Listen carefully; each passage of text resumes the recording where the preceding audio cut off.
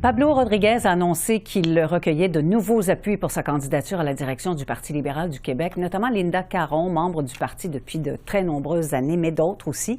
L'ancien ministre des Transports et lieutenant du Québec a affirmé qu'il obtiendrait encore d'autres appuis et que ce serait annoncé un peu plus tard. Alors, nous nous entretenons avec Pablo Rodriguez. Bonjour, M. Rodriguez.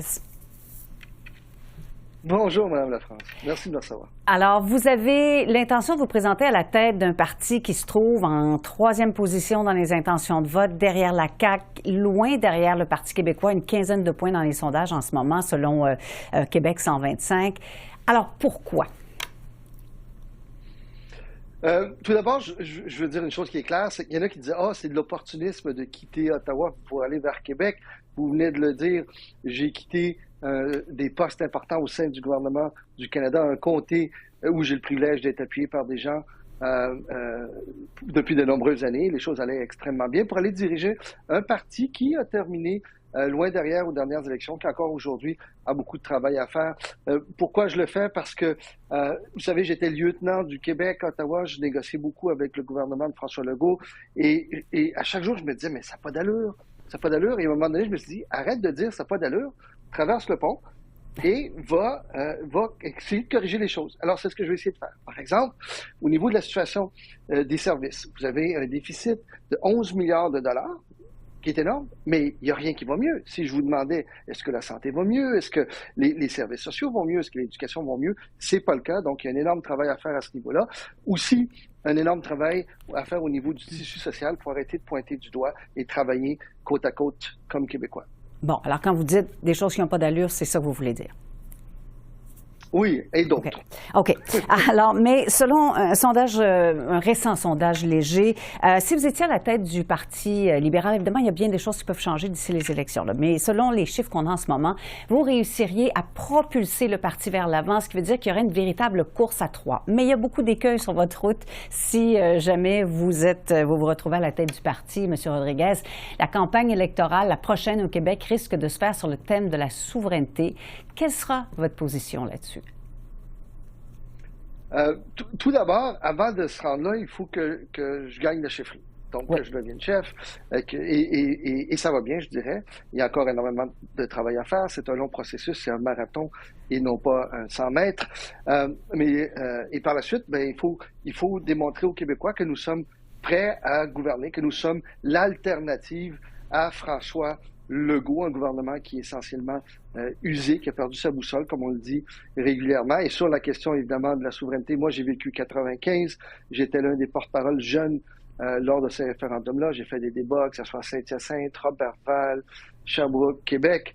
J'ai vu à quel point c'était divisif, à quel point c'est pas nécessaire. Au contraire, ça vient diviser la société, ça a un impact économique, mais au-delà de l'aspect économique. Vous savez, moi, j'ai des amis avec qui on se parle plus. C'est pas qu'on s'est chicané, c'est simplement que on était tellement loin en termes de position, c'était tellement polarisant que on a fini par prendre nos distances et ça m'y fait à certaines amitiés, non pas à travers la chicane, mais simplement parce qu'on était trop loin. Et c'est ce débat-là que je veux éviter dans notre société. Alors, je comprends que ce que vous dites, c'est qu'idéalement, il ne faudrait pas qu'il y ait de référendum au Québec. C'est ça que vous êtes en train de dire. Idéalement, oui. Okay. C'est l'une des raisons pour laquelle je me présente. Bon, alors, M. Rodriguez, comment irez-vous chercher des appuis chez les francophones? Le Parti libéral en a perdu au cours des dernières années. Je dirais de deux façons. Il y a une approche qui est plus globale, donc qui concerne tout le monde, que ce soit les francophones, les anglophones, les nouveaux arrivants, c'est offrir un bon gouvernement. Les francophones, comme n'importe qui d'autre, veulent un bon gouvernement, un gouvernement qui fait ce qu'il dit, qui offre une saine gestion des finances publiques, mais en ayant des investissements ciblés, structurants, intelligents. Ça, c'est de façon générale. De façon plus précise, par exemple, en travaillant sur la protection et la promotion du français. C'est fondamental pour nous, les Québécois.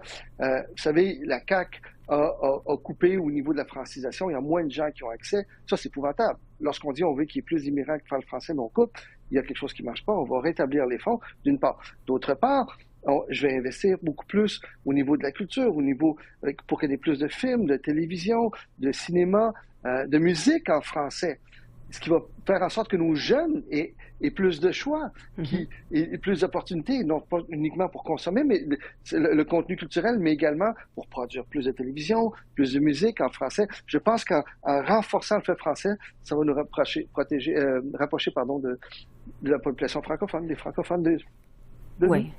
Est-ce que cette idée d'un bon gouvernement vous permettrait aussi, vous pensez, d'aller chercher des appuis en région? Parce que c'est pas toujours facile là, non plus pour le Parti libéral du Québec. Oui, mais les francophones, les régions, c'est majoritairement francophone. Donc, s'adressant directement aux francophones, on s'adresse aussi à l'ensemble des Québécois, ce qui vient inclure les régions. Mais il faut regarder les régions aussi de façon plus détaillée. C'est pas vrai qu'il y a une mesure qui va venir aider l'ensemble des régions. Il y a des régions ressources qui dépendent du bois, d'autres qui dépendent des minéraux, du minerai, des mines, d'autres des pêches, je pense à la Gaspésie, et ainsi de suite. Donc, il faut avoir des programmes qui collent à la réalité. Donc, avant d'avoir ces programmes-là, il faut démontrer qu'on comprend la réalité locale. C'est pourquoi moi, je me rends dans chaque région du Québec et par la suite avoir des programmes qui collent aux réalités, aux besoins de chaque région. Bon. Alors, un autre sujet polarisant, je vous dirais, c'est celui de la laïcité, évidemment.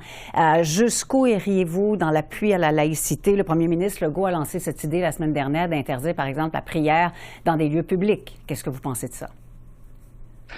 Bien, je pense que c'est une façon de distraire les Québécois. Moi, je n'ai pas vu beaucoup de gens là, qui bloquent le trafic parce qu'ils sont en train de prier. D'ailleurs, il y a des lois et des règlements qui interdisent ça. Mm-hmm. Vous savez, avant même de passer à d'autres lois, il faut appliquer les lois existantes. Ce qui s'est passé dans l'école Saint-Maxime à Laval ou dans d'autres écoles à Montréal, c'est pas permis en fonction des lois et des règlements actuels.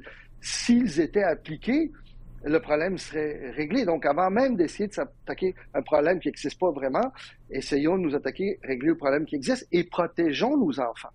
Il y a un sujet auquel il faudra s'attaquer également, que ce soit du côté d'Ottawa, que ce soit du côté de Québec, peu importe qui sera le premier ministre, c'est cette possibilité d'une imposition de droits de douane de 25 ou même de 10 c'est quand même déjà beaucoup, venant des États-Unis, venant du président élu, Donald Trump. Quelle est votre position là-dessus? Travailler avec le gouvernement du Canada, avec les autres provinces. Vous savez, moi, je faisais partie des discussions lorsqu'il y a eu le premier mandat Trump qui menaçait de mettre fin aux protections culturelles, à l'exemption culturelle, menaçait de mettre fin à la gestion de l'offre. Moi, j'étais ministre du patrimoine à ce moment-là, donc j'étais directement touché par les questions qui touchaient la culture. Alors, j'ai fait partie de l'équipe qui défendait nos positions et on a gagné en bout de ligne. Mais ça s'est fait en collaboration avec l'ensemble des provinces, des intervenants aussi. Il faut travailler également en faisant comprendre à différents sénateurs américains ou gouverneurs américains qui représentent des États dont le Canada est le principal client, qu'ils ont beaucoup à perdre également. Alors, il va falloir que, en collaboration avec l'ensemble des intervenants du Canada, on aille rencontrer ces gens-là et on leur fasse comprendre on leur dise, votre principal client, vous, monsieur le gouverneur de tel État, votre principal client, c'est le Canada. Mm-hmm. Alors, si vous allez de l'avant avec ces telles mesures, ça peut vous faire mal. On vous demande, s'il vous plaît, parlez à votre président. Alors, il y a moyen de mettre pression également de notre côté. Pour qu'eux mettent la pression sur leur président. Ouais. Merci beaucoup d'avoir répondu à nos questions aujourd'hui. C'est moi qui vous remercie. Au plaisir.